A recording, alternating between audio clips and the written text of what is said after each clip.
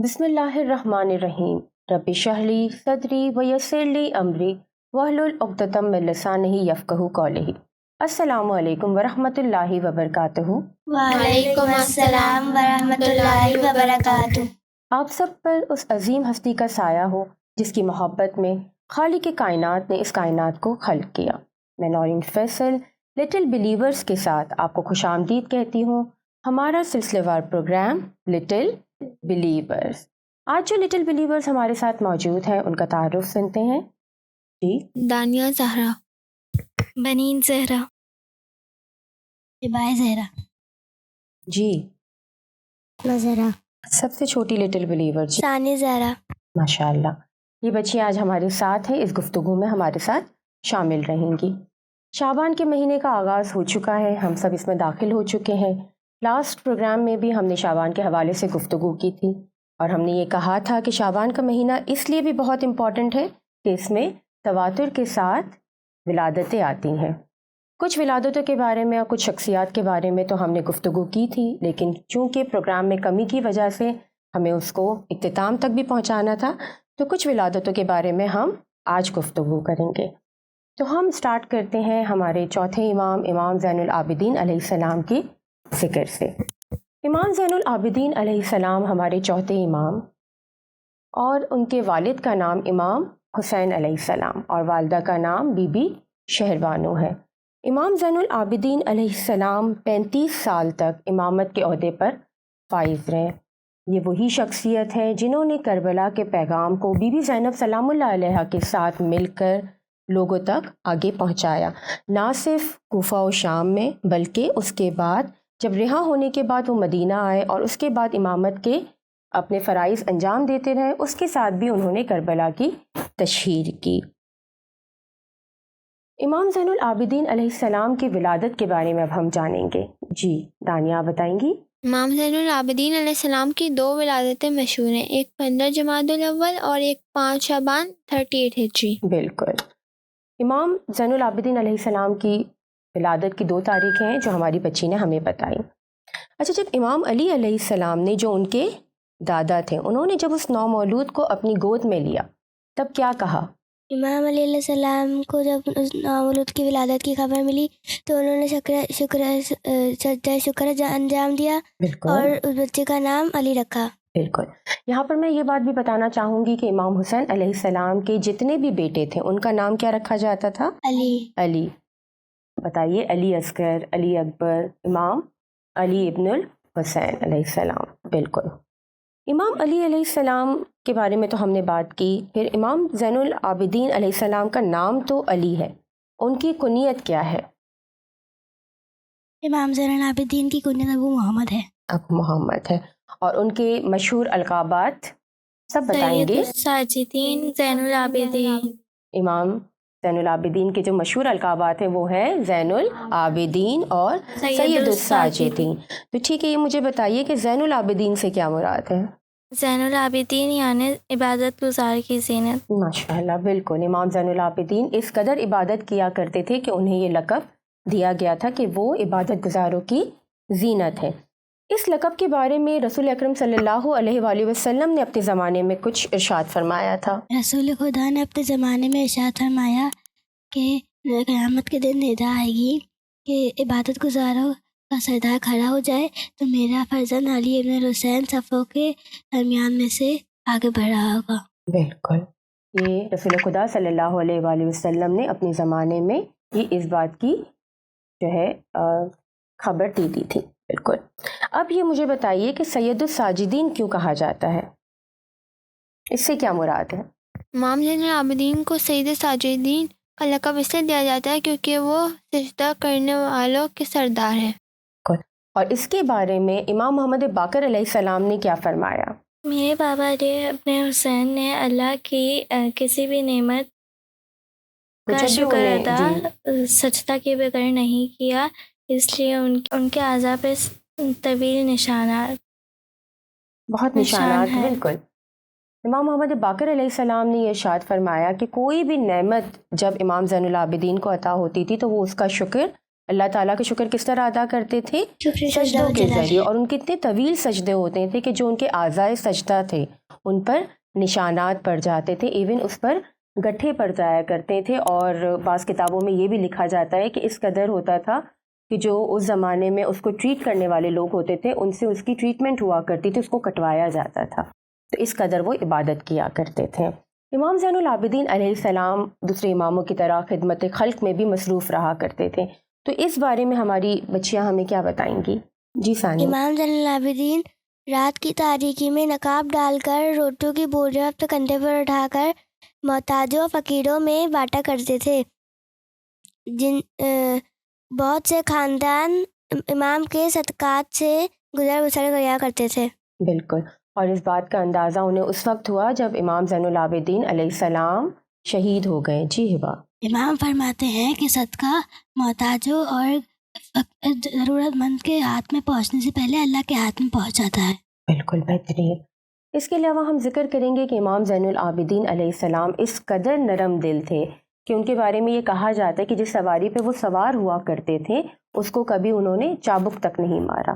ان کی کنیز کا یہ کہنا ہے کہ میں نے کبھی ایسا دن نہیں دیکھا جب میں نے امام زین العابدین علیہ السلام کو کھانا لا کر دیا ہو، یا کوئی ایسی رات نہیں دیکھی جب ان کے لیے بستر تیار کیا گیا ہو. اس کا مطلب یہ ہے کہ وہ مسلسل عبادت میں مصروف رہا کرتے تھے.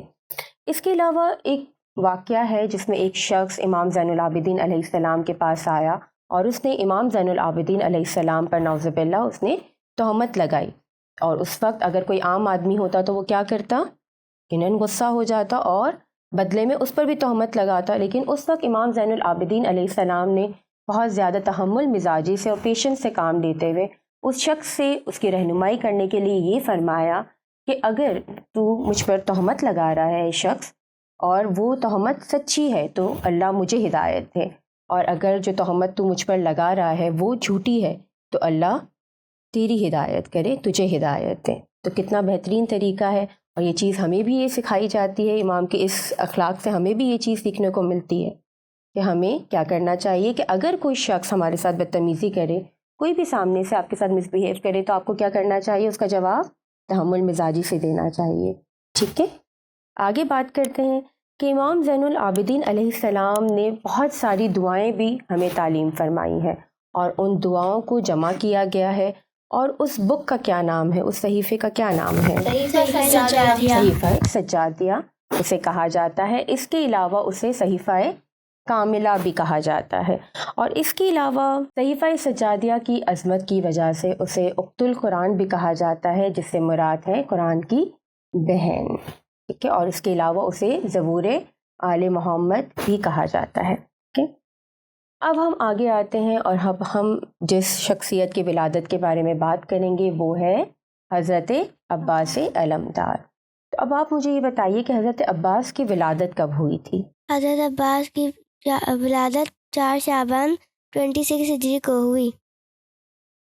تو بنین آپ ان کے والدین کے بارے میں بتائیے. حضرت عباس علیہ السلام کے والد پہلے امام علی علیہ السلام اور والدہ بی فاطمہ کلابیہ جو ام البنین کے نام سے جانی جاتی تھی. جی بالکل. حضرت عباس کی شجاعت کے جوہر کے بارے میں تو ہم سب جانتے ہیں کہ جو کربلا میں انہوں نے شجاعت کے جوہر دکھائے، لیکن اس کے علاوہ بھی ان کی شجاعت کے بارے میں کچھ ذکر آتا ہے، تو بتائیں گی آپ مجھے؟ جی. کربلا کے مہر کے علاوہ جنگ صفین میں اپنے شجاعت کے اعلیٰ جوہر دکھائے کہ لوگ یہ سمجھے کہ امام علی ناکام بری جنگ کر رہے ہیں. بالکل بہترین. اب مجھے یہ بتائیں گے میرے بچے کہ حضرت عباس کی کنیت کیا تھی اور ان کے القابات کے بارے میں اب ہم جانیں گے. حضرت عباس کی کنیت ابو الفضل ہے اور ان کے مشہور القابات باب الحوائج، سکائے سکینہ، غازی، علمدار، قمر بنی ہاشم اور افضل شہداء ہے. بہت سارے القابات ہماری بچی نے بتائے ماشاءاللہ، اور بھی کئی لقب ہیں لیکن ابھی فی الحال ہماری بچی نے ہم سے یہ شیئر کیا ہے. یہاں پر میں ایک حدیث امام زین العابدین علیہ السلام کی شیئر کروں گی جو انہوں نے حضرت عباس سے علمدار کے بارے میں فرمایا تھا. امام زین العابدین علیہ السلام نے فرمایا کہ بارگاہ الہی میں قیامت کے دن حضرت عباس کی منزلت کا وہ عالم ہوگا کہ روز قیامت تمام شہداء اس قدر و منزلت کو رشک کی نگاہ سے دیکھیں گے. اب ہم چلتے ہیں اپنے اگلے ٹاپک کی طرف. اب ہم بات کریں گے ہمارے وقت کے امام زمانہ کے حوالے سے. اب میں چاہوں گی کہ ہمارے بچے جو ہے اس طرح سے اس میں انوالو ہوں کہ وہ کچھ اپنے سوالات پوچھنا چاہ رہے تھے, کچھ بات کرنا چاہ رہے تھے, تو ہم اس طرح سے بات کریں گے. امام زمانہ امام حسن عسکری علیہ السلام کی شہادت سے 5 سال پہلے 15 شعبان 255 ہجری میں سامرا میں پیدا ہوئے. آپ کا نام جد امجد کے نام پر رکھا گیا اور آپ کی کنیت بھی رسول اکرم صلی اللہ علیہ وآلہ وسلم کی کنیت پر ابو القاسم رکھی گئی. اچھا یہ بتائیے کہ یہ تو ہمارے بچوں کو پتہ ہوگا کہ ان کی والدہ کا کیا نام ہے؟ بی بی نرجس خاتون. بی بی نرجس خاتون, بالکل بہترین. جی بنین آپ کچھ کہہ رہی تھی بیٹا؟ بی بی نرجس خاتون تو ایک شہزادی تھی نا, تو آپ ان کے بارے میں بتائیں کوہر. جی بالکل. جناب نرجس خاتون جو امام زمانہ کی والدہ ہے وہ کیسر روم کی نواسی تھیں. جی, اور کیسر روم سے مراد یہ ہے کہ جو رومیوں کا اس زمانے کا سب سے بڑا بادشاہ تھا. بی بی نرجس خاتون اپنے نانا سے بہت زیادہ قریب تھی, وہ اپنی نواسی سے بہت زیادہ پیار کرتے تھے اور انہوں نے, وہ عیسائی مذہب پر تھے, انہوں نے 2 دفعہ یہ کوشش بھی کی کہ جناب نرجس خاتون کا عقد کر دیا جائے, لیکن دونوں مرتبہ کچھ ایسے حالات ہوئے, کچھ ایسے ایکسیڈنٹس ہوئے جس کی وجہ سے ان کا عقد نہ ہو سکا. اور میں نے ایک محفل میں سنا تھا کہ بی بی نرجس خاتون نے حضرت عیسیٰ کی بھی زیارت کی تھی. آپ اس کے بارے میں کچھ بتا سکتی ہیں؟ بالکل, اس کے بارے میں کتابوں میں اس طرح سے درج کیا گیا ہے کہ بی بی نرجس خاتون کو ایک رات خواب میں حضرت عیسیٰ کی زیارت نصیب ہوئی. وہ نور کے منبر پر بیٹھے ہوئے تھے, تشریف فرما تھے, اور ان کے سامنے رسول اکرم صلی اللہ علیہ وآلہ وسلم اپنے ساتھ کچھ نورانی ہستیوں کو لے کر آئیں, اور ان ہستیوں میں ہمارے 11ویں امام حسن عسکری علیہ السلام بھی موجود تھے. اور پھر کیا ہوا کہ رسول اکرم صلی اللہ علیہ وآلہ وسلم نے وہاں آ کر حضرت عیسیٰ سے بی بی نرجس خاتون کا رشتہ طلب کیا, اور اسی طرح سے انہوں نے خواب میں دیکھا کہ ان کا عقد جو ہے وہ امام حسن عسکری کے ساتھ انجام پایا ہے. انہوں نے اسلام کیسے قبول کیا؟ جی, اس کے بارے میں بھی یہ کہا جاتا ہے کہ بی بی نرجس خاتون نے دوبارہ خواب دیکھا, اور اس خواب میں اب کی بار انہیں جو زیارت نصیب ہوئی وہ جناب فاطمۃ الزہرا سلام اللہ علیہ کی زیارت تھی. جناب فاطمۃ الزہرا سلام اللہ علیہ نے انہیں کلمہ سکھایا, اور اس طرح سے بی بی نرجس خاتون نے اسلام قبول کیا اور دائرہ اسلام میں داخل ہوئی. بی بی نرجس خاتون امام حسن عسکری کی خدمت میں کب آئی؟ جی, یہ اس طرح سے ہوا تھا بیٹا کہ مسلمانوں اور رومیوں کی جنگ ہوئی تھی, اور اس کے بعد بی بی نرجس خاتون جو کنیزوں کا قافلہ تھا اس میں شامل ہو گئی, اور اس بات کی بھی بشارت انہیں خواب میں ہو چکی تھی. وہ کنیزوں کے قافلے کے ساتھ گئی اور پہنچی امام علی نقی علیہ السلام تک. امام علی نقی علیہ السلام نے انہیں جو بھی جس طرح سے کنیزوں کو لیا جاتا ہے وہ انہیں خرید کر انہوں نے امام حسن عسکری علیہ السلام کو انہیں عطا کیا, اور اس طرح سے اس کے بعد امام حسن عسکری علیہ السلام سے ان کا عقد طے پایا. اب میری لٹل بلیور ہمیں بتائیں گی امام زمانہ کے القابات. جی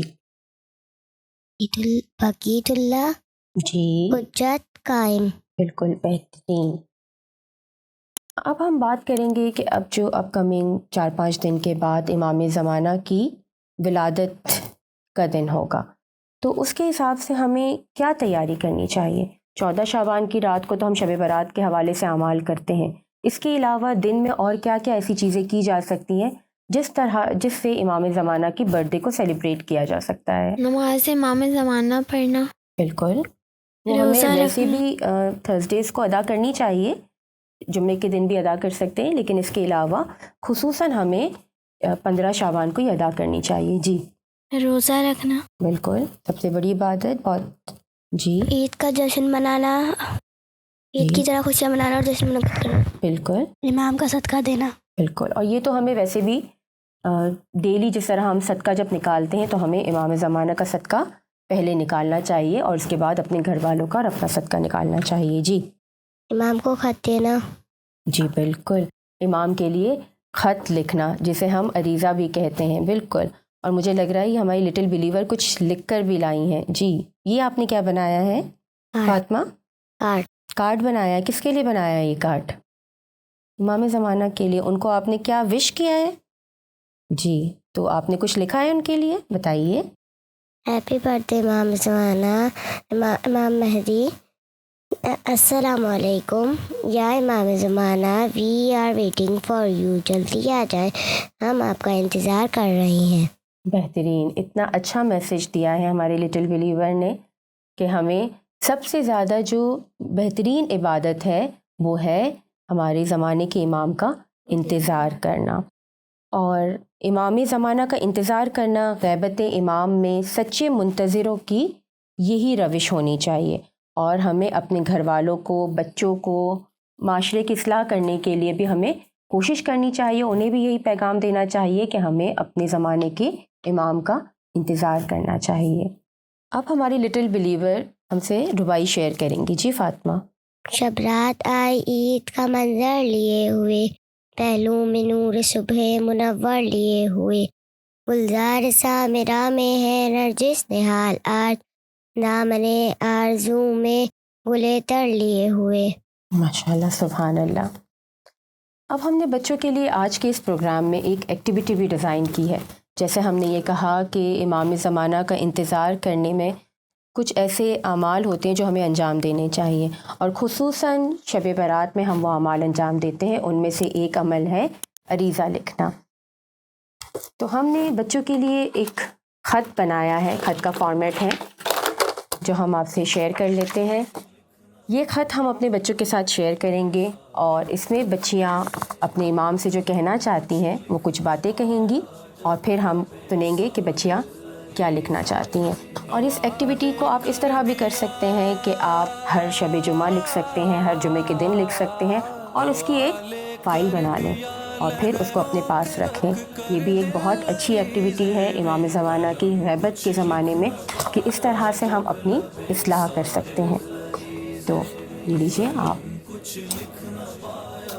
جی، اب آپ یہ لیجیے.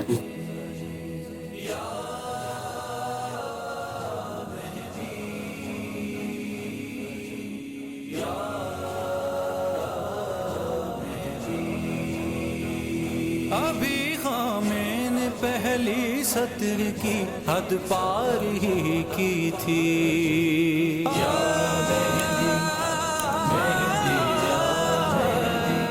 ابھی خامے نے پہلی سطر کی حد پار ہی کی تھی، نظر آنے لگی، نظر آنے لگی مجھ کو میری منزل عریضے میں. قلم کچھ لکھ نہ پایا جب لبے ساحل عریضے میں، قلم کچھ لکھ نہ پایا جب لبے ساحل عریضے میں. یا مہدی، یا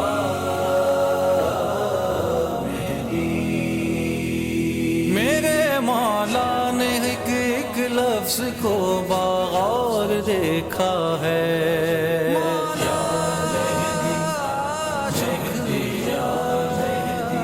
میرے مولا نے ایک ایک لفظ کو بغور دیکھا ہے، نہیں تھا جب کہ کوئی. ہماری بچیوں نے یہ خط مکمل کر لیا ہے اور وہ اب آپ سے شیئر کرنا چاہتی ہیں. تو جی تانیہ، آپ بتائیں گی آپ نے کیا لکھا ہے خط میں امام کے لیے اپنا پیغام؟ میں نے امام سے وعدہ کیا ہے کہ میں ہمیشہ اول وقت نماز پڑھوں گی، ہمیشہ حجاب کی پابندی کروں گی اور لوگوں کی مدد کروں گی. ماشاءاللہ، ویری نائس. جی. اور میں نے دعا کی کہ آپ مجھے توفیق دے کہ میں دین اور دنیا دونوں کے علم میں آگے بڑھ سکوں.